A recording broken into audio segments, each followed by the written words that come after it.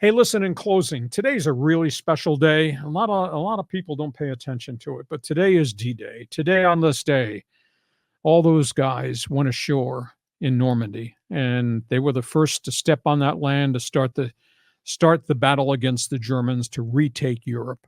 And I've been to Normandy. I've been to that cemetery. It's the most amazing thing I've ever experienced. And it drives home the reality that freedom is not really free, but that we are honoring all those who perished. I wrote a huge column on my website, my One Man's Opinion column today.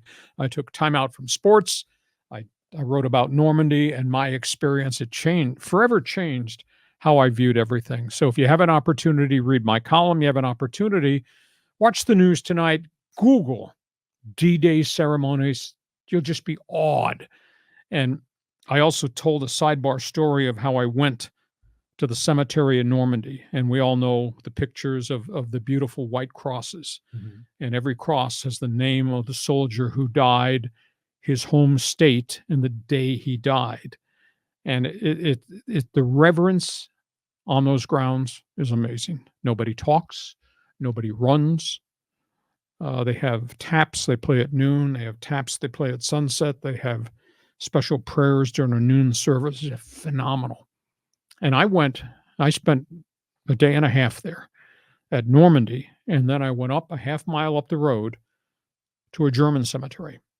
And this is the most amazing thing, John, is that after the army drove the Germans out of that area, we were collecting our soldiers who died on the beach, died inland, etc. And they went to the townspeople of Bayeux, which is a little village adjacent to Normandy, and said, we need a plot of land to bury our dead. And they were finding all these dead Germans everywhere, too. And I said, we're not putting them in our cemetery. They went back to Bayeux. Bayeux gave them another plot of land further up. So when you go to the U.S. cemetery, there's a big beige wall that's wrapped around the entire cemetery. You see the crosses and the trees and the shrubs, and it's right on the hill overlooking Omaha Beach. On the wall, there's all these names inscribed. And I asked the historian that I was with on this tour, what do those names represent? He said, 2,100 names are on these walls. Those were guys who's landed, who we never recovered, never found. 2,100. So their names are on the cemetery, in addition to the 9,300 white crosses. It's just beautiful. Half mile up the road, historian took me to the German cemetery. Chain link fence, no signs, with one at the gate. Every plot, John, is just a plot of land with a black stone. No identity, no nothing. It's just you see all these black stones in rows. Those are all the dead Germans. And I thought to myself, the symmetry, Americans, white crosses, the beauty, the stark contrast of the German cemetery with a black stone and no identity at all, who these people are or what their families know or don't know.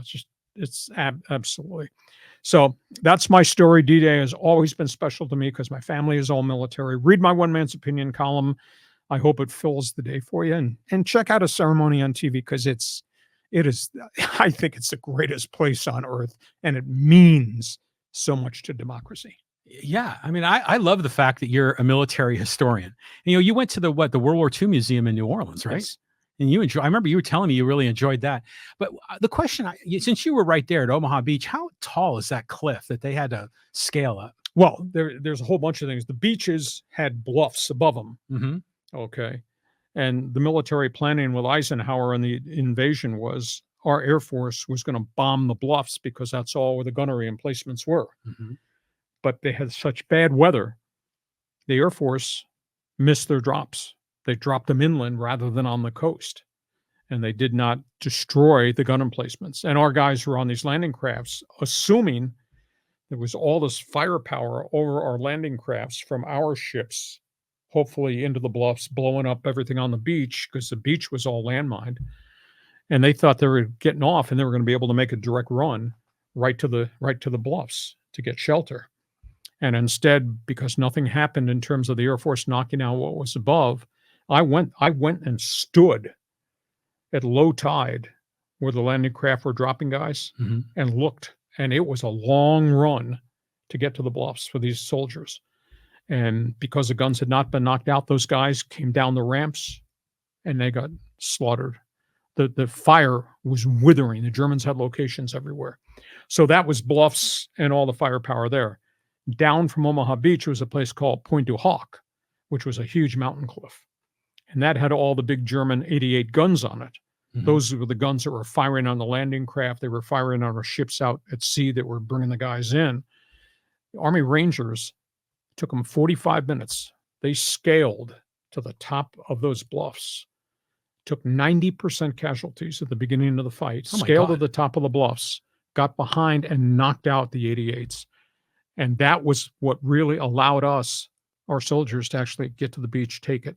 And then our soldiers got up the rampways behind where the German encampments were on the bluffs, knocked them out.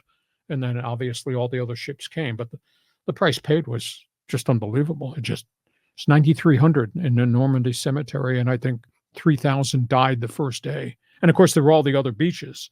You know, there's Utah, Gold, and Sword, and the British and the French and the Canadians landed in the other beaches. But Normandy was the one that took the brunt of the defense. So, I mean, it was 80 years today, right? 80 years today. And there's hardly any of those guys left. But, you know, if you're a traveler, and you should go to Normandy. I'll guarantee you will be speechless, and it'll change your view of democracy. Well, I'm going now. You got me all fired up. It was a great trip. And, you know, and I wound up coupling that with Paris and going up to Le Havre, which was a great port community during the war for shipping, etc. But so, hey, I appreciate you listening. I'd appreciate you going to my website. Just read my one man's opinion column. We hope you have enjoyed what we've done.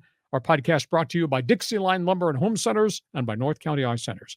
John, great sports weekend ahead of us. Here come the NBA and NHL playoffs and the Padre homestand. We'll be back Monday at 1 p.m. to talk more. We'll have plenty to talk about, Lee. Have yourself a great sports weekend. Thank you so much for joining us on Hacksaw's Headlines.